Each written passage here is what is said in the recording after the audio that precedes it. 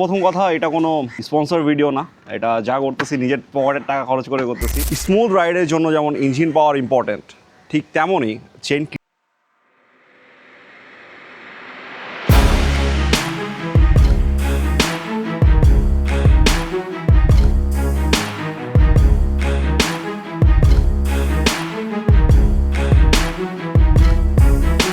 আমি দেখাবো আপনাদেরকে যে how to properly do chain cleaning. Stay with me.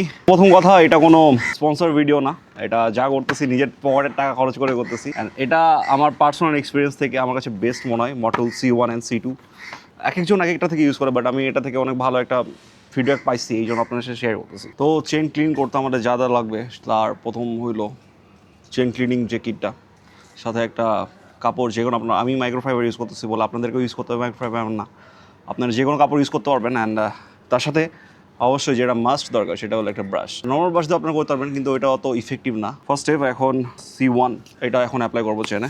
এটা নিউট্রাল করে নিই।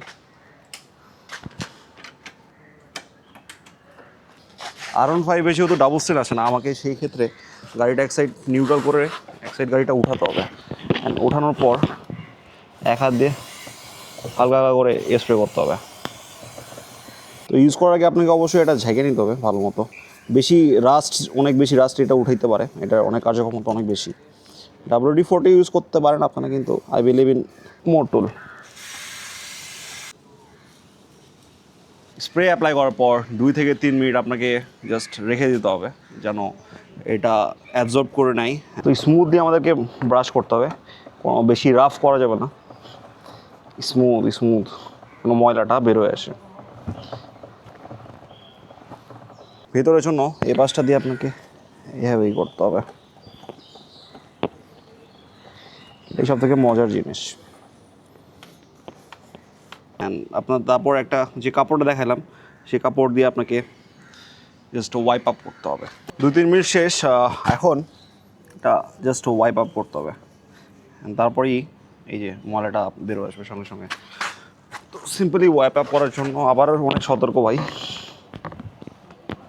এর থেকে বাইরে যাব না, কারণ অলরেডি আমার ভাই আর একটা আঙ্গুল খোয়াইছে এই ওয়াইপ আপ করতে যায়। আপনারা অতি সাবধানে যদি করেন বাসায়, অতি সাবধানে কাজটা করবেন, কারণ অলরেডি 10-15 মিনিট যদি আপনার হাতে সময় থাকে তাইলে করার দরকার নেই ওয়াইপ আউট। এটা 10-15 মিনিট পর এমনিতেই শুকে যায়। ওয়াইপিং আপ শেষ, এখন আমাদের পালা হলো C2 মারার। C2টা লিউব, যেটা 2-3 মিনিট পরে মারতে হয়। সেম প্রসেস, আপনাকে গাড়ি উঠাইতে হবে, গাড়ি উঠায় দেন জাস্ট স্লো অ্যাপ্লাই করে দিতে হবে। চেনটা এখন clean, ready for the long ride. And এভাবে আপনারা যদি স্পোর্টস বাইক বা যে বাইকই হোক একটু পারফরমেন্স চান, বা চেন অনেক সময় সাউন্ড করে, তো এর জন্য আপনাকে কীভাবে ইনার সাইডটাকে অ্যাপ্লাই করতে হবে স্প্রে, যেটা C2 বা যেটা চেন লিউব বলি আমি বলি না, কোম্পানি বলে। And obviously you should do that. Honestly বলতে গেলে আমি নিজের বাইকে ইউজ করেই বলছি, রেগুলার ক্লিনিং প্রপার লিউব দিলে চেন লাইফ অনেক বেশি পাওয়া যায়। ট্রাই করে দেখেন, ডিফারেন্স আপনারা নিজেরাই বলতে পারবেন। রাইড সেফ আর কন্টেন্টের জন্য ফলো করতে বলো না। অ্যান্ড বাইরে অনেক বেশি গরম, প্রায় 38 ডিগ্রি সেলসিয়াস। উড়িষ্যা ভাই, ভুবনেশ্বর অনেক বেশি গরম, আমি ঘামতেছি literally.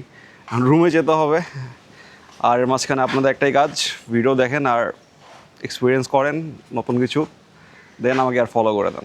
Okay guys, see you, tata in the next video. আল্লাহ হাফেজ।